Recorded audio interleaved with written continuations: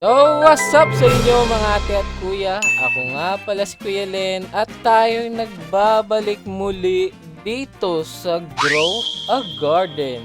So, alam ko marami sa inyo medyo na-overwhelmed sa update ngayon dahil sobrang ganda ng update ngayon kung tatanungin nyo ako. Ang ganda nung event and ang ganda nung pinaka-update. Talagang nagustuhan ko tong update na yun, which is pag-uusapan natin mga ate at kuya. Kaya wag na natin patagalin to, simulan na kagad natin sa mga pa-washout. At kung hindi ka pa nakasubscribe sa channel ko, mag-subscribe ka na kasi malapit na tayo mag-hit ng 5,000 subscribers.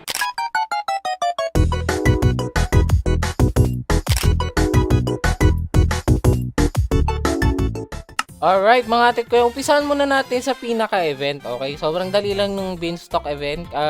Para siyang summer harvest pero may halong community project na iba't iba yung plant na hinihingi. Depende kung anong trip ni Jack. So makikita nyo dito kung anong hinihingi ni Jack. Kita nyo naman berry plants yung hinihingi niya.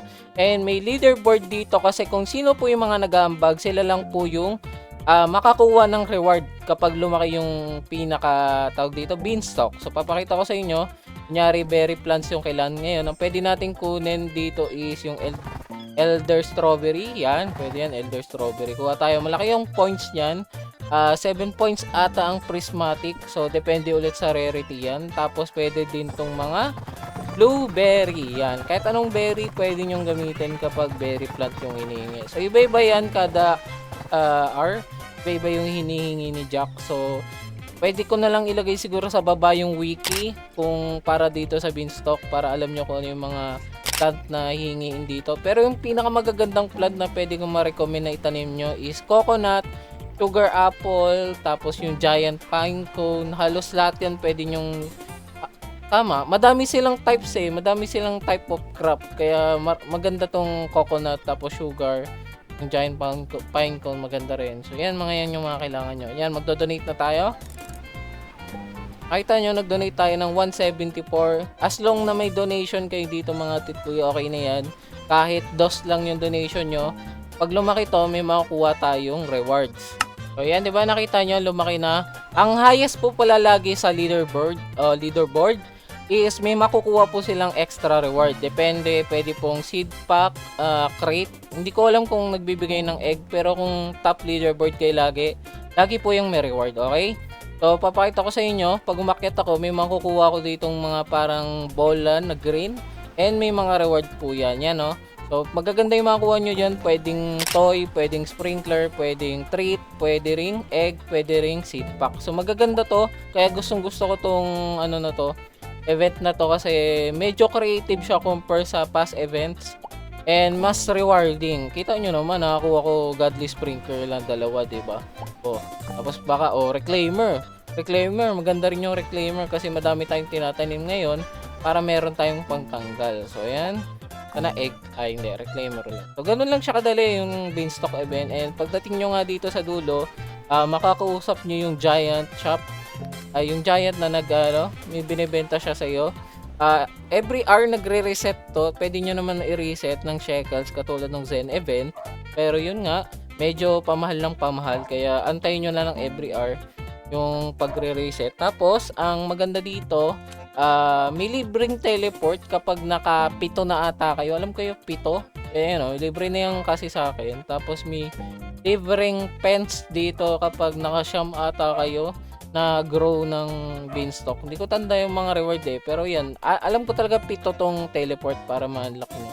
So ganun yun ang kadali, and ganun lang din yung kabilis kung paano nyo siguro mag-grind yung golden goose, yung sprout egg. Reset lang kayo ng reset, tapos papatubuin nyo to every 20 minutes, okay? Sa isang oras, makatatlong tubo kayo. Kaysa yan, nagdidecay to ng 20 minutes. So, kailangan makatatlo kayong tubo sa isang oras kung gusto nyong makarami ng rewards. So, pagdating naman sa pets, sa pagko-collect ng mga plant, iba-iba tayo ng mga ginagamit na method. Ang sa akin, kapag ginagamit ko is yung, wait lang, mali yung napindot ko. So, hindi to, mali to. Egg hatching ko yan. So, ito, ang gamit ko is 4 na giant ant, tapos isang pack bee. Yung sun snake ko, wag nyong pansinin kasi ginagamit ko yun sa achievement. tapos dalawang snail. Actually gusto ko rin ng giant ant pa to, kaso okay na yung snail para may pangtanim ako. Kasi kailangan ko nung maraming coconut, tsaka coconut. Kailangan ko nung maraming coconut panggawa ng mga toy. Toy ba yun o treat? Ginagamit ko kasi. Tapos yun yung mga pet na pwede nyo gamitin. Pwede rin kayo gumamit ng triceratops kung gusto nyo. Pero ako, giant ant yung ginagamit ko kasi naduduplicate ko yung mga fruit na nakukuha ko. So ngayon mga ate ko, mag-proceed na tayo sa pinaka-favorite part ko ngayong update, no? Which is yung garden guide. Kung nakita nyo to, meron kayong sa inventory nito. Pag unang bukas nyo, makikita nyo kaagad yung achievements, no? Dito, mamaya, lagpasan muna natin yan. Punta muna tayo sa player. Meron na pong level ang garden, okay? Lumilevel po yan kada makakatapos kayo ng achievements. So, tataas na tataas yan. Hanggang level 50 atang max ngayon. Tapos yung daily quest is nandito na rin. May reward na 3 seed packs kapag nakukompleto nyo. So, very basic lang yan. Tapos, eto na, achievements. So, achievements, mga tit kuya, madaming tier yan. Ang pinakamaganda, syempre, yung prismatic. So, nag-click ako doon sa short na magkakaroon ng bomb blossom, pero mukhang tinanggal nila. Pinalitan nila ng silver prismatic seed pack. So, yun yung naisip na lang ipalit, imbes yung bomb blossom. Siguro kasi, madaming magre-reklamong may bomb blossom na seed na bakit binalik yung bomb blossom kasi nga ang taas ng value ng bomb blossom. So, yung siguro yung magiging reklamo, okay? So, maganda tong mga achievement na tong mga tit kuya kasi iba't iba yung reward nila. Ang pinakauna nyo dapat tapusin yung common kasi nandito po yung cooking kit cosmetic, okay? So, yung cooking kit cosmetic mga tit kuya, pag pumunta tayo ng garden ko, punta tayo dito sa likod. So, yung cooking kit is yung similar doon sa cooking event. Kailangan nyo to kung gagawa kayo ng pet pouch. Ang kailangan nyo lang na recipe para doon sa corn dog, which is kailangan sa pet pouch. Isang giant pine cone, isang corn, kahit anong corn, violet corn, normal corn, okay lang. Tapos, isang pepper. Hindi ko alam kung nagana yung dragon pepper, pero ordinary pepper lang yung ginagamit ko. Yan lang, tatlo lang, okay? Pepper, tapos corn, tapos giant pine cone. So, lulutuin nyo na lang. Yan na lang, 11 minutes. So, makakagawa na kayo ng corn dog. Okay? Pag magko-collect kayo, make sure na gagamit po kayo ng Gorilla Chef para ma-duplicate nyo. Okay? So, tuturo ko sa inyo mamaya yung sa pet pouch. So, focus muna tayo dun sa achievements. So, itong achievements mga ate kuya, babalikan natin. Ito po yung pinakamahalaga ngayon sa update, okay? Hindi po yung golden goose, hindi yung ano. Ito talaga yung main na mahalaga dito sa event na to. Pag tamad kayo mga tit kuya, pag tamad kayo hindi nyo ginawa to at nagbisi-bisihan kayo sa golden goose, okay lang naman i-grind to. Basta every 20 minutes pagkatapos nyo, grind nyo kagad tong achievements nyo. Huwag kayong mag-ano ng oras nang hindi nag-grind na achievement. Make sure na ginagawa nyo achievements kapag may free time kayo. Kasi ang ganda po ng reward ng mga achievements. Okay? Bibigyan kayo ng mga seed pack, iba't ibang tier na silver. Tapos eto nga yung grand prize, which is yung 100 backpack slots. Ano yan Backpack slots, kumbaga yung lagayan ng mga fruit. Hindi po yan yung lagayan ng pets. Okay? Ito lang yan. Sa fruit lang yan. Okay? Yun lang yung magiging slot. Actually, hindi ako sure kung Pero kasi pag tinignan nyo yung pack B, yung pack B na passive ng pack B, teka lang, papakita ko sa inyo. Backpack size din kasi pinapalaki ng pack B eh. So, ito, papakita ko sa inyo. Makikita nyo, nagkakaroon ako ng 75 na backpack size. So, feeling ko sa fruit nga lang to, yung backpack size niya. Maganda kasi itong garden guide na achievements kasi pwede pa kayo makakuha ng extra cooking kit cosmetic na 2. O, so magiging 3. Tapos, yung mga silver na seed pack na permanent. So, yun yung maganda dito sa achievements na to. Feeling ko, okay, hula ko lang to, permanent tong achievements, okay, permanent siya. Pero, feeling ko, magre-reset to every season. Kumbaga, may certain time na ibibigay si Jandel, tas i-reset niya to, papalitan niya to. Siguro sa next na achievement is iba na yung mga rewards. Hindi yan forever magiging ganyan for sure. Papalitan ni Jandel yan kasi pangit naman kung ganun lagi yung achievement kung tapos nyo na, diba? Wala na yan. Kaya nga, ang reward natin ngayon is yung Statue of Achievement. Mapapalitan yan in the future. Kayo mag-alala.